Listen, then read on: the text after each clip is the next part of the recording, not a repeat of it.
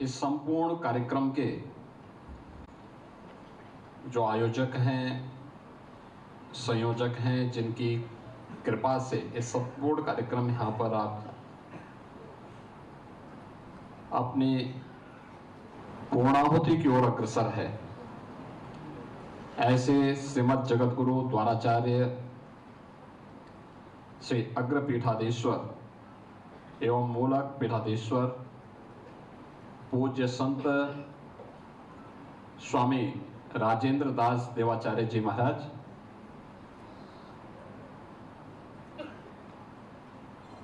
आज के इस समारोह में जिन पूज्य संतों का सानिध्य यहाँ पर प्राप्त हो रहा है, जिनकी दिव्य उपस्थिति से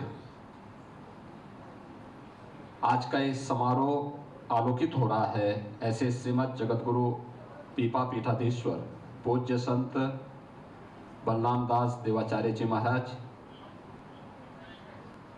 चतुर संप्रदाय श्री महात्मा पूज्य संत फूलडोल बिहारी जी महाराज, पूज्य संत राम पाल दास जी महाराज, पूज्य संत किशोर देवदास देवजू महाराज, पूज्य संत श्री रसिक माधव दास जी महाराज, पूज्य संत मदन मोहन दास जी महाराज,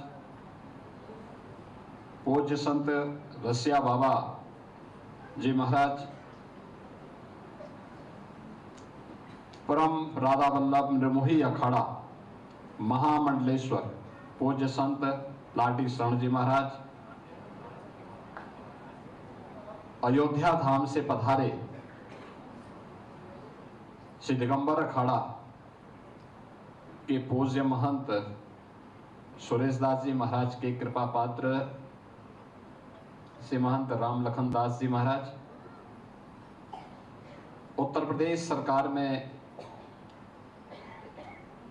मंत्रिमंडल के मेरे वरिष्ठ सहयोगी और इसी धाम के परम शिष्य चौधरी लक्ष्मी नारायण जी, राज्यसभा के माननीय सांसद श्री घनश्याम तिवारी जी, आज के इस समारोह में यहाँ पर उपस्थित सभी पूज्य संतजन,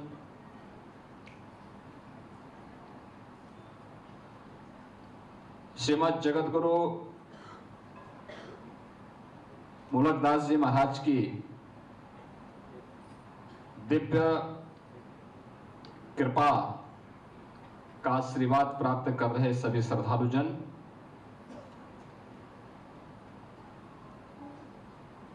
ये मेरा सौभाग्य है आज मुझे भारत भूमि के एक ऐसे दिव्य संत की समाधि और उनकी स्मृतियों को जीवंत बनाए रखने के लिए उनके पावन प्रकटोत्सव और उनके तिरोधान दिवस वैशाख कृष्ण पंचमी के इस अवसर पर उनकी पावन समाधि का दर्शन करने का सौभाग्य प्राप्त हुआ है और आज उनके इस 7 दिवसीय कार्यक्रम के पूर्णाहुति समारोह में मुझे भाग लेने का अवसर प्राप्त हो रहा है।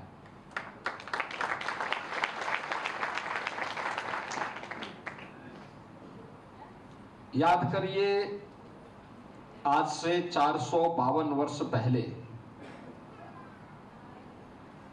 भारत का मध्यकाल विदेशी आक्रांताओं की बर्बरता, सनातन धर्म के ऊपर छा रहे अंधकार में एक दिव्य ज्योतिपुंज के रूप में भक्ति की अपनी अलग धारा को लेकर के जन चेतना को जागरूक करते हुए सांस्कृतिक राष्ट्रवाद की अवधारणा को पुनर्स्थापित करने के संकल्प के साथ जिस दिव्य ज्योति का प्रकटीकरण होता है, वह दिव्य ज्योति प्रयागराज की ही धरती में, श्री कड़ा धाम में प्रकट होती है। वैसे भी प्रयागराज हमारे लिए एक पावन तीर्थ स्थल है। दुनिया का सबसे बड़ा आध्यात्मिक और सांस्कृतिक जन सैलाब का आगमन किसी धरती पे दुनिया के अंदर आज भी होता है तो वह प्रयागराज की धरती में महाकुंभ और कुंभ के आयोजन के अवसर पर हम सब देखते हैं।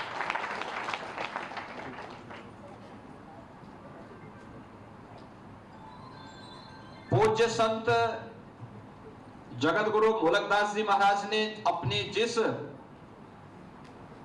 परंपरा को और जिस परंपरा में वे दीक्षित हुए, वह भारत की वैष्णव परंपरा की रामानंदी संप्रदाय की उस पावन परंपरा को उन्होंने अंगीकार किया, जिसे जगत गुरु रामानंदाचार्य जी ने आगे बढ़ाया। और प्रयागराज की धरती का यह सौभाग्य है कि प्रयागराज में जगत गुरु रामानंदाचार्य जी की भी पावन जन्मभूमि है। वही प्रयागराज की धरती है जहां मां गंगा, मां यमुना और मां सरस्वती तीनों की त्रिवेणी का दर्शन करने के लिए और उस पावन त्रिवेणी में आस्था की डुबकी लगाने के लिए हर सनातन धर्मावलंबी प्रतीक्षा करता है। माघ मेले की, कुंभ की, महाकुंभ का सौभाग्य तो बिरले को ही प्राप्त होता है। और उस प्रयागराज की धरती में जन्म लेना और फिर वहां से उन्होंने देश के विभिन्न तीर्थों में, ब्रज में, अयोध्या धाम में, चित्रकूट में, प्रयागराज में, काशी में, जगन्नाथपुरी, यानी इन सभी क्षेत्रों में जाकर के उस आध्यात्मिक और सांस्कृतिक चेतना को जागरूक करने के एक बड़े कार्यक्रम को अपने हाथों में लिया।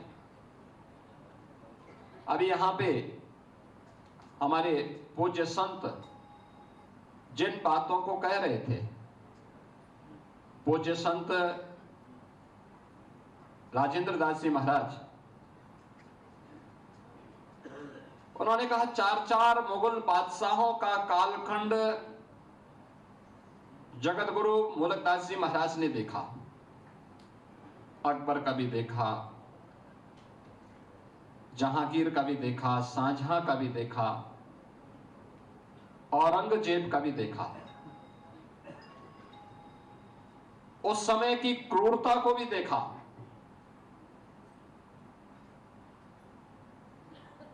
भारत के संतों की दिव्य परंपरा है जो कभी भी किसी भी विधर्मी के सामने अपने मूल्यों और अपने आदर्शों से विचलित हुए बगैर उन्होंने उस समय जिस जनचेतना को जागरूक किया, उसी पर आधारित है आज का आध्यात्मिक और सांस्कृतिक भारत। हम जब चर्चा करते हैं संत तुलसीदास जी का, ऐसा नहीं कि तुलसीदास जी को उस समय के शासकों ने लोभ और लालच न दिया हो। अकबर ने बहुत प्रयास किया, बहुत प्रयास किया। उस समय के तमाम अन्य उनके नौरत्नों में से बहुत सारे लोग थे जो उनको लालच देकर के वहां लेके आना चाहते थे, अकबर के पास ले जाना चाहते थे, मुगल बादशाहों के पास ले जाना चाहते थे। लेकिन तुलसीदास जी ने तो एक ही बात कही थी, उन्होंने कहा नहीं, बादशाह कौन होता है मैं नहीं जानता, हम बादशाह को नहीं पहचानते। उन्होंने कहा भारत का राजा, उन्होंने कहा भारत का राजा तो एक ही है। याद करिए, आज भी जब हमारे यहाँ रामलीलाओं का आयोजन होता है ना, रामलीलाओं में हम एक ही बात कहते हैं, बोलो राजा रामचंद्र की। ये किसी और ने नहीं, मुगल कालखंड में नारा दिया था संत तुलसीदास जी महाराज ने। यानी भारत का राजा कोई विधर्मी नहीं हो सकता, भारत का एक ही राजा है और वह सनातन राजा है और वह राम है, राम के अलावा और कोई नहीं। बेझिझक उनको कोई जागीर नहीं चाहिए। जो ये कहते हैं तुलसीदास जी एक गरीब ब्राह्मण थे, नहीं, इससे बड़ा धनी कौन, जो उस समय सबसे बड़े बादशाह के प्रस्ताव को ठुकरा करके कहता हो कि नहीं, मैं बादशाह को नहीं जानता, मैं तो एक ही राजा को जानता हूं और वह भारत का राजा है, सनातन राजा है और वह राम है। और रामलीलाओं के आयोजन के माध्यम से उन्होंने भारत के अंदर जिस जनचेतना को जागरूक किया था, वह हर भारतीय के लिए एक नई प्रेरणा बनी। आज भी आप देखते होंगे, हम देखते हैं कोई पिक्चर बनती है, 2 दिन 4 दिन 10 दिन 15 दिन चली, उसके बाद लोग भूल जाते हैं। भारत की यह दिव्य चेतना है और आध्यात्मिक प्रभाव है और सांस्कृतिक प्रभाव, कथा के माध्यम से हम देखते हैं। पूज्य संतों की जब कथा होती है, हजारों और लाखों की संख्या में श्रद्धालु उपस्थित होता है। हर व्यक्ति को मालूम है इस प्रसंग के बाद क्या होने वाला है, लेकिन तब भी चूंकि वह कथा भारत की कथा होती है, चाहे वह श्री राम कथा हो, श्रीमद् भागवत महापुराण की कथा हो, शिव महापुराण की कथा हो, हर भारतीय जानता है, हर सनातन धर्मावलंबी जानता है कि इस प्रसंग के बाद कौन सा प्रसंग आने वाला है। लेकिन वह इस सब के बावजूद कथा में और उसके प्रसंगों के साथ, समसामयिक प्रसंगों के साथ जोड़ करके जब कोई कथा व्यास उस कथा को और भी मजबूती के साथ प्रस्तुत करता है, लाखों लाख की संख्या में श्रद्धालु घंटों घंटों बैठ करके उसका श्रवण करता है, उसको अंगीकार करता है और उससे अपने जीवन पथ को आलोकित करते हुए आगे बढ़ने का मार्ग भी प्रशस्त करता है। हम लोग देखते हैं अक्टूबर के बाद से लेकर के दिसंबर तक उत्तर भारत के हर गांव में देर सायंकाल से लेकर के देर रात्रि तक रामलीलाओं के आयोजन होते हैं। रामलीलाओं के आयोजन के लिए सरकार सहयोग नहीं करती, गांव के लोग ही चंदा इकट्ठा करते हैं, पात्र भी गांव के लोग ही बन जाते हैं, पूरा गांव एकजुट होता है, रामलीला का मंचन करता है और रामलीला के मंचन के माध्यम से, संवाद के माध्यम से राम के साथ अपना तारतम्य स्थापित करता है। उसमें न जाति भेद है, न मत का भेद है, न संप्रदाय का भेद है, कोई भेद वहां नहीं होता है। सब उस एक मंच के माध्यम से पूरा गांव एकजुट होकर के, पूरा गांव उस दृश्य को देखने के लिए, क्या बुजुर्ग हो, क्या महिलाएं हो, क्या पुरुष हो, क्या बच्चे हो, सारे लोग एकजुट होकर के उसको ध्यान से सुन करके उन संवादों से एक नई प्रेरणा प्राप्त करते हैं। इस शुरुआत उसी मध्यकाल में संत तुलसीदास जी ने की थी। याद करिए संत रामानंद जी महाराज की परंपरा को, अलग अलग जाति से जुड़े हुए महापुरुषों को उन्होंने शिष्य बनाया। याद करिए, संत रैदास भी तो उन्हीं के शिष्य हैं, संत कबीर भी उनके शिष्य हैं।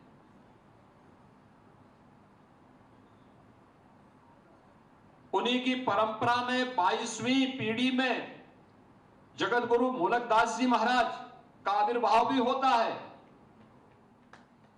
ये हमारी वह परंपरा है जिस परंपरा ने भारत के बारे में सोचा है, अपने पंथ के बारे में नहीं, संप्रदाय के बारे में नहीं, सनातन धर्म के बारे में सोचा है, भारत के बारे में सोचा है। और तब भारत भारत बना है। तब भारत उन झंझावतों से मुक्त हो पाया है। और जब ये जितने भी पूज्य संत जन हैं, जब एक मंच पर आते हैं, याद रखना, एक स्वर में आते हैं, एक स्वर में बोलते हैं, एक मंच पर आते हैं, तो 500 वर्षों का अयोध्या का कलंक भी मिट करके भव्य राम मंदिर के निर्माण का मार्ग भी प्रशस्त है। ये होती है ताकत एकता की। और मध्यकाल में उस एकता की ताकत का अलग जगाने का काम जगत गुरु रामानंदाचार्य ने प्रारंभ किया था। ये परंपरा वहां से शुरू होती है। जाति पाति पूछो नहीं कोई, हरि को भजे सो हरि का। ये वही परंपरा है।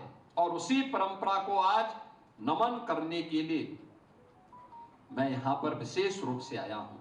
मध्यकाल में मानवता का आंसू पूछने के लिए, गो रक्षा करने के लिए, भूखे को अन्न देने के लिए उन्होंने अपने जीवन का मिशन बनाया। और उस मिशन के तहत उन्होंने जो उपदेश दिए उस समय कितना दिव्य है।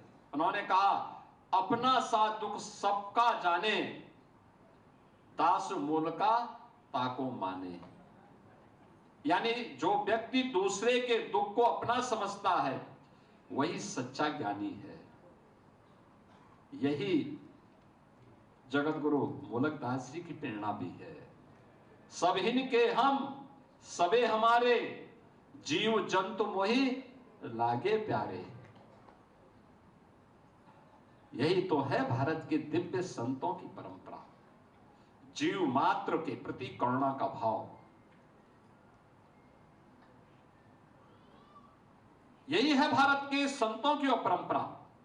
और उसी परंपरा को, जिस परंपरा में आज यहां पर 451 वर्ष पहले जो दिव्य ज्योति प्रयागराज की धरती में प्रकट होती है, लेकिन अपनी ज्योति से संपूर्ण भारत को आलोकित करती है।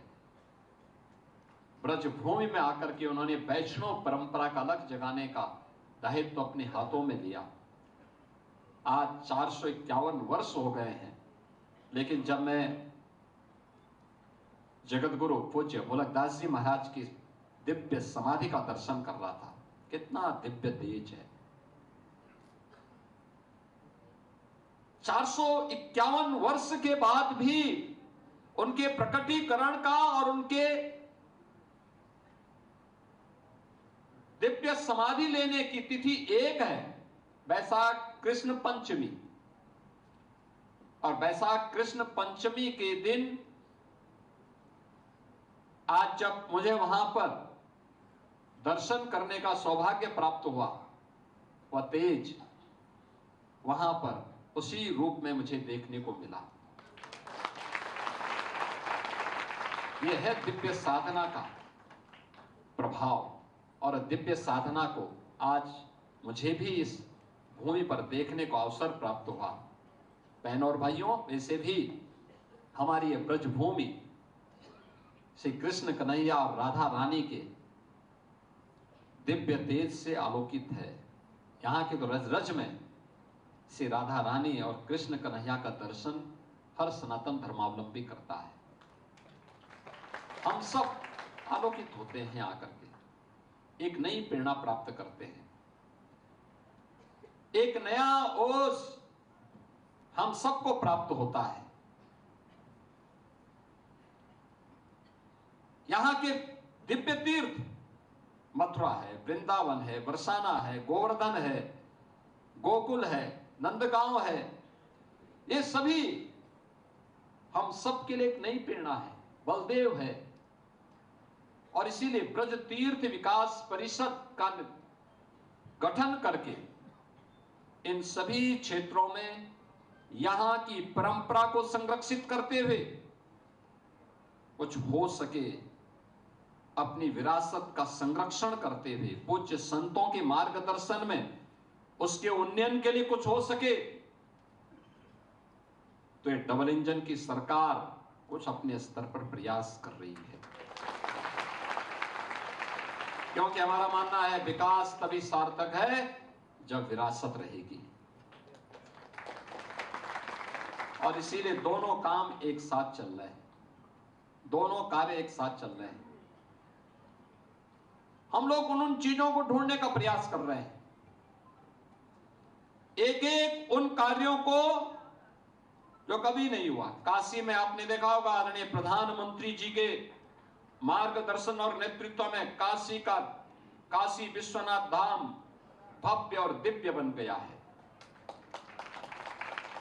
पहले काशी विश्वनाथ धाम में दर्शन करने के लिए कोई सनातन धर्मावलंबी आता था, यानी 1916 में राष्ट्रपिता महात्मा गांधी जब काशी हिंदू विश्वविद्यालय के उद्घाटन कार्यक्रम में भाग लेने के लिए आए थे, वे भारतीय राजनीति में उस समय नए नए प्रवेश किए थे। मोहनचंद करमचंद गांधी जी के मन में जब ये भाव आया कि मैं भी काशी की महिमा को सुनाऊं, दर्शन करने जाऊं, लेकिन जब वे गए, संकरी गली को उन्होंने देखा, गंदगी को देखा, भिन भिनाती हुई मक्खियों को देखा, तो उनके मन में खिन्नता हुई। 1916 में उन्होंने कहा था कि अगर किसी लोक का कोई जीव कभी धोखे से यहां गिर जाए तो उसको लगेगा कि मैं नरक में आ गया हूं। ये गांधी जी ने 1916 में कही थी। बहनों और भाइयों, जब 2017 में मुख्यमंत्री बनने के बाद मुझे सौभाग्य मिला कि मैं काशी में दर्शन करने के लिए जाऊं, वही स्थिति थी।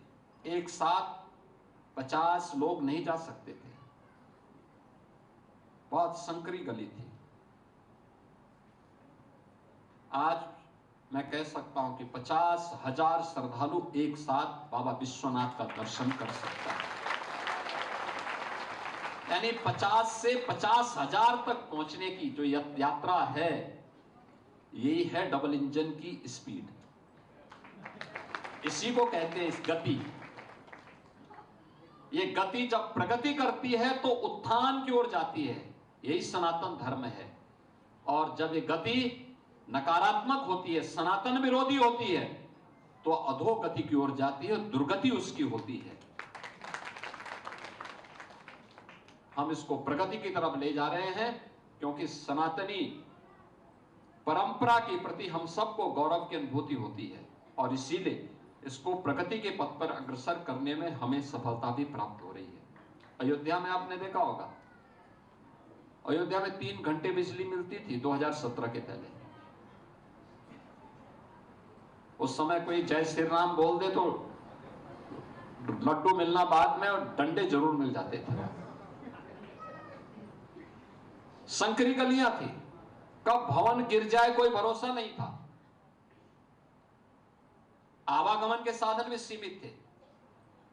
आज आप जाइए अयोध्या में, जहां से आप जाएंगे, आज अयोध्या त्रेता युग की याद फिर से स्मरण करा देती है हम सबको।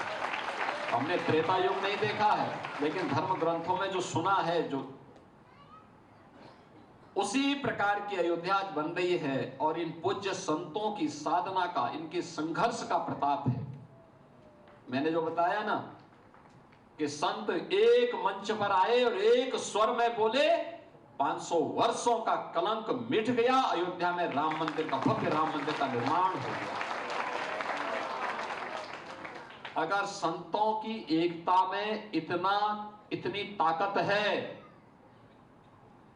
तो पूरा सनातनी अगर एकजुट होकर के अपनी ताकत का एहसास कराना प्रारंभ कर दे, तो कोई भी विधर्मी और विधर्मी की आड़ में उनके जूठन को खा करके हिंदू विरोधी षड्यंत्र रचने वाले भारत का बाल बांका नहीं कर पाएंगे। यही कहने के लिए आज मैं यहां पूज्य संत जगत गुरु मुलकदास जी महाराज की इस पावन जयंती कार्यक्रम के अवसर पर आप सबसे विनम्र अपील करने के लिए आया हूं। ये यात्रा हमें रुकने नहीं देनी है। बिना रुके, बिना थके, बिना डिगे, बिना झुके इस अनवरत यात्रा को चरेवेती के संकल्प के साथ आगे बढ़ाना होगा, निरंतर आगे बढ़ाना होगा। हमारा व्यक्तिगत स्वार्थ सनातन धर्म के मार्ग में और भारत राष्ट्र के मार्ग में बाधा नहीं बननी चाहिए, कभी नहीं बननी चाहिए। मेरा हित देश के हित से बड़ा नहीं हो सकता, सनातन धर्म के हित से बड़ा नहीं हो सकता है। इन पूज्य संतों ने जब अपने व्यक्तिगत हित को, अपने आश्रम के हित को, अपने संप्रदाय और पंथ के हित को एक ओर रख करके सनातन धर्म के बारे में सोचना प्रारंभ किया, तब ये व्यापक जागृति देखने को मिली है, तब यह दिव्य तेज हमें देखने को मिला है, तब यह चमत्कार हमें देखने को मिला है। कई पीढ़ियां गई, अयोध्या में राम मंदिर का दर्शन नहीं कर पाई। हमारी पीढ़ी सौभाग्यशाली है, हमने अयोध्या में राम मंदिर आंदोलन को भी देखा है, हमने अयोध्या में जन्मभूमि को मुक्त होते हुए भी देखा है, और हम लोग कह सकते हैं कि हमने राम मंदिर के निर्माण को और रामलला की भव्य प्राण प्रतिष्ठा के कार्यक्रम के भी हम सब साक्षी हैं। याद करिए, ये 1500, ये 2026 चल रहा है, 2026 चल रहा है। 1526 में संभल में श्री हरिहर मंदिर को बाबर की औलादों ने तोड़ा था।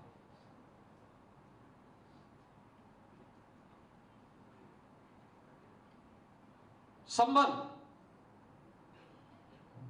सब कुछ वहां मिट गया था। 67 तीर्थ थे, 19 कूप थे। 1976 और 1978 में दंगे हुए, सैकड़ों हिंदू मार दिए गए। 1995-96 में समाजवादी पार्टी की सरकार में उन सभी दरिंदों के मुकदमे वापस कर दिए गए। मुझे उस परिवार का एक सदस्य मिला, उसने कहा, साहब हमारी प्रॉपर्टी को पूरी तरह लूट लिया गया, हम भाग करके दिल्ली में जान बचा रहे हैं। मैंने कहा, कोई कागज है लेके आ जाओ, आपकी प्रॉपर्टी में फिर से आपको कब्जा कराएंगे, चिंता मत करो। आज मुझे इस बात पर गर्व की अनुभूति होती है कि हमने वहां के 84 कोस के लिए अभी पैसा भी दे दिया है, वहां की परिक्रमा करने के लिए पूरा सड़क बन रहा है। मैंने कहा 2 लेन की सड़क बनाओ, जगह जगह सराय बनाओ, जगह जगह धर्मशाला बनाओ, यात्रा प्रारंभ कराओ। सभी 67 तीर्थ हमने पुनर्जीवित कर लिए हैं। 19 कूपों पर जो कब्जे थे सब वहां से मुक्त करवा लिए हैं, वापस ले लिए हैं, और उनको हम फिर से कर रहे हैं। याद करिए, 1528 में श्री राम जन्मभूमि मंदिर को बाबर की ही सिपा सालार मीर बाकी ने तोड़ा था, ठीक 500 वर्ष पहले। और 500 वर्ष पूरे नहीं हुए, हमने वापस राम मंदिर को लिया है, भव्य राम मंदिर का निर्माण किया है। यह भारत का गौरव है, और तब होता है जब पूज्य संतों का आशीर्वाद होता है, उस प्रकार का नेतृत्व होता है, डबल इंजन की स्पीड होती है, तो ताकत भी इस रूप में हम सबको देखने को मिलती है। आज मेरा सौभाग्य है कि मुझे जगत गुरु पूज्य मुलकदास जी महाराज की इस पावन समाधि का दर्शन करने और उनकी पावन जयंती कार्यक्रम में भाग लेने का अवसर प्राप्त हुआ है। मैं इस अवसर पर उनकी स्मृति को कोटि कोटि नमन करता हूं। आप सबका अभिनंदन करता हूं। पूज्य जगतगुरु द्वाराचार्य पूज्य स्वामी राजेंद्र दास जी महाराज, देवाचार्य जी महाराज को और अन्य सभी पूज्य संतों का भी अभिनंदन करते हुए अपनी वाणी को देता हूं विराम। जय जय श्री राम। अब से डीडी फ्री डिश की चैनल नंबर 57 पर देखिए न्यूज नेशन।